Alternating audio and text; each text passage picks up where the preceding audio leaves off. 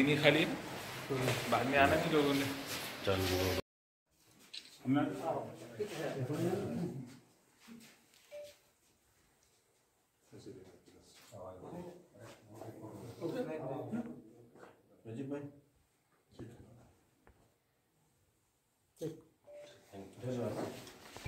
आज हमने राष्ट्रवादी कांग्रेस पार्टी अजीत दादा पवार की तरफ से माननीय विदेश मंत्रालय पासपोर्ट ऑफिस को नई दिल्ली एक औरंगाबाद शहर में पासपोर्ट केंद्र खोलने के लिए हमने निवेदन दिया। यहाँ खोलने का मकसद ये है कि ये औरंगाबाद मराठवाड़ा की राजधानी है और 8 जिलों का जो है काम यहीं से अपने डिविजनल कमिश्नर ऑफिस से शुरू होता है। और पासपोर्ट ऑफिस के लिए यहाँ के जो शहरों को, पूरे मराठवाड़ा के लोगों को जो है नासिक, पुणे या बॉम्बे जाना पड़ रहा है। फिलहाल तो नासिक में बहुत ज़्यादा लोड हो गया है, लोगों को वहाँ जाकर जो है पासपोर्ट बनाना पड़ रहा है। अगर हमारे शहर में, औरंगाबाद शहर में अगर कोई पासपोर्ट के लिए अप्लाई करता है तो तकरीबन उसको 2.5 से 3 महीने का जो है इंतज़ार करना पड़ता है। औरंगाबाद में जो पासपोर्ट ऑफिस है, पासपोर्ट ऑफिस के नाम पर वो सिर्फ जो है हेड पोस्ट ऑफिस की एक ब्रांच है जो छावनी में है। वहाँ पर ये लोग कलेक्शन करते हैं, कलेक्शन सेंटर है, वहाँ से फिर आगे प्रोसेस करते हैं। इसके खिलाफ नासिक में अगर कोई एप्लीकेशन आवेदन करता है तो नासिक से निकलते हैं, जब वो उसकी रीजन रहती है तो वहाँ पर मैसेज आ जाता है कि आपका पासपोर्ट के लिए अप्रूवल मिल गया है।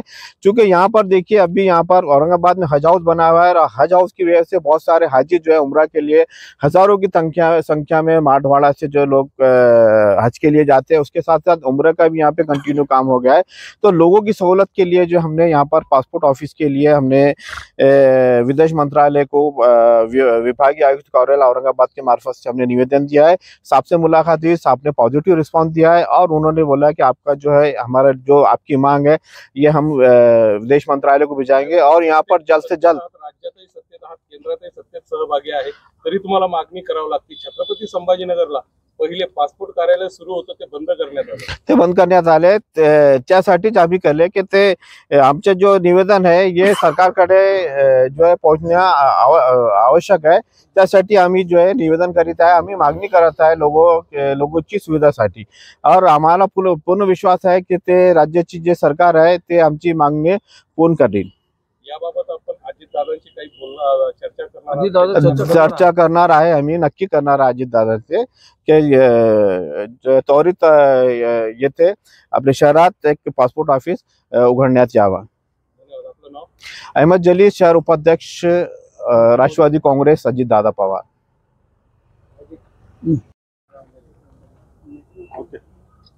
आज आम्ही राष्ट्रवादी काँग्रेस पार्टी अभिजित भैया देशमुख शहर अध्यक्ष यांच्या आदेशाने माननीय विभागीय आयुक्त यांना निवेदन दिलं आहे। या निवेदनाद्वारे आम्ही मागणी केली आहे की मराठवाड्यातील लोकांना नाशिक, मुंबई व नागपूर जाण्यासाठी खूप मोठे त्रास सहन करावे लागत आहे आणि मागे एक ॲक्सिडेंट पण झाला होता, त्याच्यात एक फॅमिलीमधून 2 लोक वारले होते। तर आमचं असं म्हणणं होतं की आज औरंगाबाद हा ऐतिहासिक शहर आहे, संभाजीनगर झाल्यापासून आज तो खूप मोठा ऐतिहासिक शहर झालेला आहे। तर तरी पण आज औरंगाबादसाठी पासपोर्ट बनवण्यासाठी लोकांना नागपूर, नाशिक व मुंबईला जावं लागत आहे।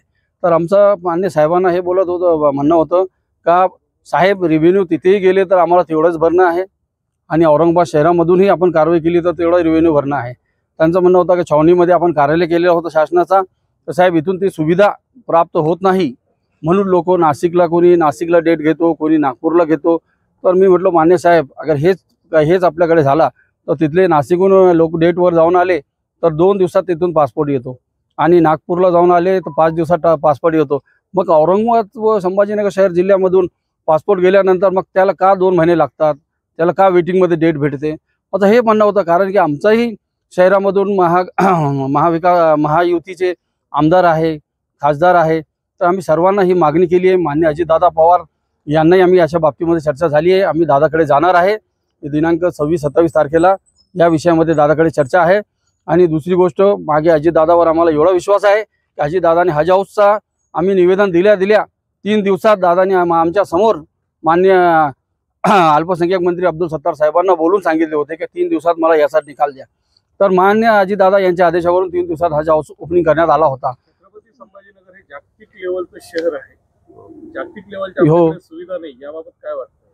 आम्हालाही असं वाटतो का आज आपला औरंगाबाद शहर, छत्रपती संभाजीनगर हा असा आम्हाला असं दिसण्यात येऊ लागला का आज 3ऱ्या नंबरचा शहर झालेला असं आम्हाला वाटतोय. कारण की आज 3ऱ्या नंबरवर आपल्याकडे सुविधा प्रोव्हाइड होऊ लागल्या आहे व दुसरे शासकीय काही काम असला तर आपल्या लोकांना खूप मोठ्या समस्येचा सामना करावा लागत आहे. हा विषय केंद्राच्या अखत्यारीत येतो. तुम्ही तटकरे साहेब आणि प्रफुल्लभाई पटेल यांच्याशी भेट घेतली? आम्ही या विषयामध्ये मान्य अजितदादा यांच्या कानावर टाकले. ते आमचे नेते आहे. आमचे नेते ठरवतील तर तटकरे साहेबांना व केंद्रीय पर्यटन मंत्री यांना बोलायचा, कसं करायचा, स्वदेश मंत्री यांना बोलायचा, काय करायचं ते दादा ठरवतील. आम्ही दादाला मानणारे लोक, आम्ही दादाकडे जाऊ या विषयी. धन्यवाद. आपलं नाव? मी शेख रफीक भाईजी, मध्य विधानसभा शहराध्यक्ष, राष्ट्रवादी काँग्रेस पार्टी, औरंगाबाद, संभाजीनगर.